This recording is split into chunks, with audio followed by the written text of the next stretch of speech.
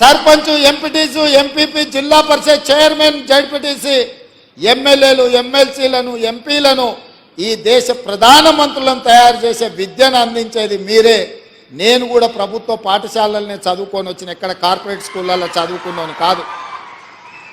మీలాంటి టీచర్లు ఓనమాలు నేర్పడంతో గ్రామీణ ప్రాంతంలో, మారుమూల పల్లెల్లో ప్రభుత్వ పాఠశాలలో చదువుకొని జిల్లా పరిషత్ పాఠశాలలో చదువుకున్న నేను ఈరోజు తెలంగాణ రాష్ట్రంలో ఈ బాధ్యత నెరవేరుస్తున్నా అంటే మా టీచర్లు మాకు నేర్పిన విద్య ఈరోజు పరిపాలనలో ఉపయోగపడుతుంది.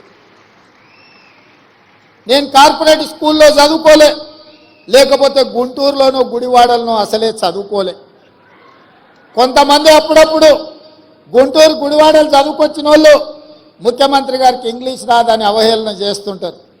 నేను ఒక మాట అడగదలుచుకుని వేదిక మీద నుంచి, చైనా, జపాన్, జర్మనీ ఈ దేశాలలో ఎవరికి ఇంగ్లీష్ రాదు, కానీ ప్రపంచంతోనే పోటీ పడిన అభివృద్ధిని, ఈరోజు ఉత్పత్తిని ఆయా దేశాలు అందిస్తున్నాయి. ఇంగ్లీష్ అనేది ఒక భాష ప్రపంచంలో ఉద్యోగ ఉపాధి అవకాశాలు దొరకడానికి ఉపయోగపడుతుంది. ఆనాడు ఆ రోజు ఆ పాఠశాలలో ఉన్న వసతులను బట్టి మాకు గురువులు నేర్పించిన చదువు మేము నేర్చుకున్నాము.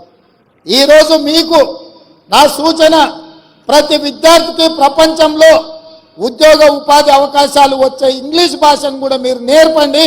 ఎవరో రేపు భవిష్యత్తులో ఈ పిల్లలకు, మీ దగ్గర చదువుకున్న పిల్లలకు ఇంగ్లీష్ రాదని అవహేళన చేసే పరిస్థితులు రావద్దు.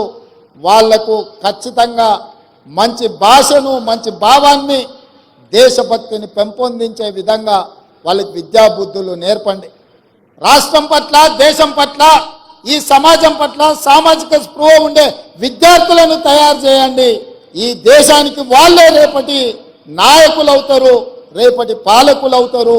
రేపటి నాయకులను, రేపటి పాలకులను తయారు చేసే బాధ్యత మీ మీద ఉన్నది. ఇది గురుతరమైన బాధ్యత, గురువు బాధ్యత అని చెప్పి నేను సంపూర్ణంగా విశ్వసిస్తున్నా.